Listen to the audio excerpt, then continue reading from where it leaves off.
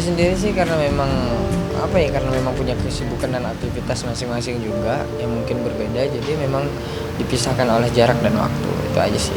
Dia lagi nyusun skripsi juga dan lagi praktek juga di Bandung, jadi Iki juga tinggalnya di Jakarta, jadi nggak bisa nemenin juga dan punya aktivitas yang juga alhamdulillah saat ini padat juga Iki idonya gitu. Paling nyemangatin dulu, kelarin dulu benar-benar fokus, dan Iki juga nggak mau ngebatasin dalam hal untuk itu karena itu adalah karir dia. Iki juga pasti ada keluhan juga karena kita juga kuliah nih. Nah dia juga pasti ada keluhan juga sih. Cuman kan kita nggak paham tentang kebidanan jadi nggak bisa bantu juga sih. Nah kalau untuk masalah dosennya killer atau seperti apa ya pasti ada menemukan seperti itu karena kita juga ngerasain hal itu. Ido juga ya sering banget. Paling nyemangatin dulu, kelarin dulu benar-benar fokus, dan Iki juga nggak mau ngebatasin dalam hal untuk itu karena itu adalah karir dia. Ketika Iki juga dibatasin seperti itu pasti nggak suka, jadi terserah untuk karir ya sok jalankan, cuman kan ada kapasitasnya juga. Untuk bukan hanya Mama I saja untuk menegur gitu, tapi banyak sih yang menegur juga Mama Devi, orang-orang yang sekitar Iki juga, keluarga juga ngomong seperti itu juga, jangan terlalu diumbar banget ke masyarakat. Over juga, dan itu kadang kita tidak merasa seperti itu, tapi orang melihatnya memang terlalu over gitu. Perlu juga kita untuk menerima teguran-teguran seperti itu tuh gitu. Karena orang yang menilai kita, bukan kita sendiri yang menilai diri kita sendiri. Baik juga sih. Mungkin mereka yang melihat juga nggak enak gitu melihatnya gitu. Nah, makanya kalau menurut Iki sih Iki itu masukan yang baik juga sih, bagus gitu untuk masukan itu. Pengantin baru, terus yang dia anggap itu ya masih biasa ya, cuman yang orang melihatnya nggak biasa, jadi ya wajar lah sebagai orang yang peduli, orang yang sayang sama Iki yang ngasih masukan, kak jangan begini kak, nggak enak dilihat orang. Bahkan Ido juga sendiri udah ngasih tahu juga sih, mungkin bukan 1-2 orang berarti oh bener nih gitu, bukan 1-2 orang nih yang ngomong seperti itu, tapi banyak orang yang udah merujuk omongannya seperti itu berarti. Karena menurut Iki mungkin hal yang biasa atau masih di batas wajar gitu, tapi kan orang nggak enak aja ngeliatnya gitu sih. Saya sudah ada di dalam YouTube bahwa Atta ada menyebutkan tentang ayah kami, yang mana ayah yang sangat kami sayang, yang kami banggakan, yang telah menghidupi dan telah menyekolahkan kami sampai pendidikan yang terbaik. Dikatakan bahwa beliau bekerja sebagai orang bawahan. Dari sisi yang lain, pada keluarga di sisi yang lain adalah orang atasan. Jadi menurut saya pernyataan itu tidak etis dan kurang baik untuk kita membeda-bedakan antara sesama manusia, bahwa manusia ini semuanya sama.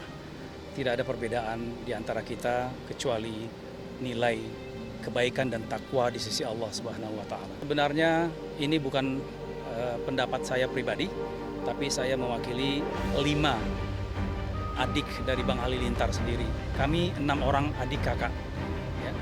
Saya adalah anak lelaki nomor 5.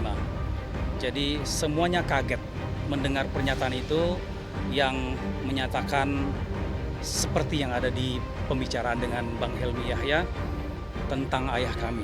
Sebenarnya yang kekecewaan itulah yang menjadikan aku yang sekarang. Kalau aku nggak kecewa, aku nggak akan jadi kayak gini gitu. Jadi kekecewaan itu aku tumpuk di dalam diri aku, dan aku kalah sama yang misalnya yang punya mobil, aku kalah sama yang terkenal, aku kalah sama yang karena dia lebih famous, aku kalah sama dia karena anaknya orang berada, aku kalah misalnya karena dia aku bukan siapa-siapa. Nah yang kayak gitu-gitu itu aku jadiin pembakar semangat aku untuk lebih semangat lagi. Oh berarti orang itu susah menghargai kalau kita lagi di bawah. Belum, dan kita memang sudah lama tidak berkomunikasi dengan Atta Halilintar. Sekarang saya tidak tahu di mana abang saya berada. Tidak bisa berkomunikasi dengan abang saya. Saya tidak tahu, coba kalian tanyakan ke Atta. Dan juga kenapa saya tidak menegur Atta, karena kami tidak punya akses untuk bertanya kepada Atta. Saya terakhir kali ketemu dengan abang saya ketika ibu kami meninggal kurang lebih 4 tahun yang lalu. Sebenarnya jarang mudik, jadi sebenarnya nggak pantas ya. Dan yang paling penting bawalah diri kita yang lebih baik gitu loh ke kampung, ke orang tua. Dan kalau bisa dengan hati yang bener-bener kangen, bener-bener pengen maaf-maafan, dengan pengen maaf lahir batin sama keluarga, pengen berkasih sayang. Rembukan dulu, ya. Kita rembukan dengan berita yang sudah tersebar luas melalui YouTube untuk kita menegur. Kita sudah coba tapi gagal, ya. Dan akhirnya karena media yang digunakan adalah YouTube, maka kebetulan saya juga punya channel YouTube satu-satunya di 5 orang ini, maka kita sampaikan agar cepat juga sampai kepada Atta agar Atta mengklarifikasi aja. Tapi sampai malam ini sudah beberapa hari tidak ada klarifikasi dari Atta. Iya, jadi dikatakan demikian di keluarga ibunya, demikian tadi yang pakai AC, ya. Bukan, di keluarga kita lantainya tanah kata Atta. Ya, bawahan kan, kita dianggap bawahan, tapi di keluarga yang satu lagi atasan. WC-nya pun pakai AC. Nah, jadi mudah-mudahan ini ada hikmahnya. Ya, saya tidak ada punya niatan apa-apa, silakan saja. Saya tidak punya cara lain, kami keluarga tidak punya cara lain untuk berkomunikasi. Even though kami tidak tahu di mana rumahnya Atta. Sudah katakan di awal, ya, dengan bahasa santun yang baik, ya, untuk Atta menjaga lisan dan menjadi lebih baik, ya. Walaupun kita sudah baik, lebih baik kita selalu diingatkan untuk tetap menjaga rendah hati, ya, dan menjaga bicara kepada orang lain dan tidak boleh membeda-bedakan siapapun di muka bumi Tuhan ini. Kami doakan semoga lancar dan semoga bahagia, semoga sukses. Ya, di YouTube saya sudah katakan kami berharap Atta makin baik, makin sukses. Cuman kami menegur poin itu saja karena menyangkut ayah kita. Coba kita bayangkan jika perasaan kita semua, ayah kita yang telah berjasa pada kita, dikatakan demikian. Kalau aku amin ya Allah, semoga amin gitu. Jadi aku setiap diomongin orang, jadi ya semakin banyak diomongin orang kayak gitu ya doakan buat aku, jadi amin gitu lah. Ya kan 3 bulan kan, ya waktu itu kan lagi awal-awal COVID, emang kita harus di rumah masing-masing kan. Dan netizen mikirnya putus, ya udah biarin kena aja semua. Ya aku sih mikirnya gimana ya? Ya kan kita kan nggak bisa ketemu tiap hari, kalau nggak ketemu tiap hari kan berarti putus sih. Heran gitu loh, kadang kalau pacaran terus dibilangnya kok pacaran terus jarang ketemu dibilangnya putus, jadi heran gitu. Jadi ya udah.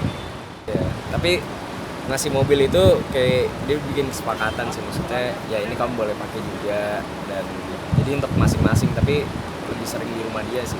Ngasih itu gara-gara kan dia baru punya 1 mobil kan, dan itu ganti-gantian sama mamanya kalau dia syuting dan lain-lain kan mobil 1 aja.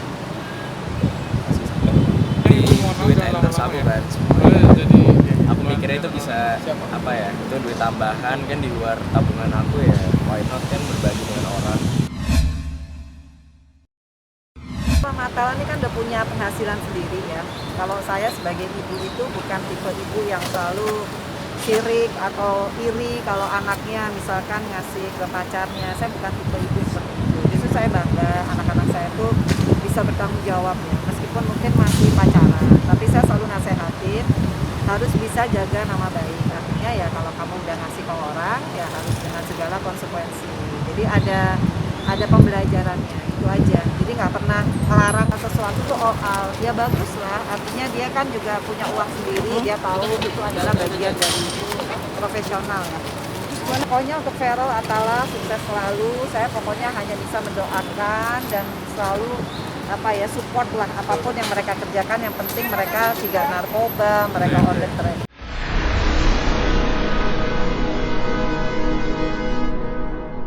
Jadi jangan lupa untuk subscribe Cumi Cumi. Ditekan ya tombol lonceng merahnya.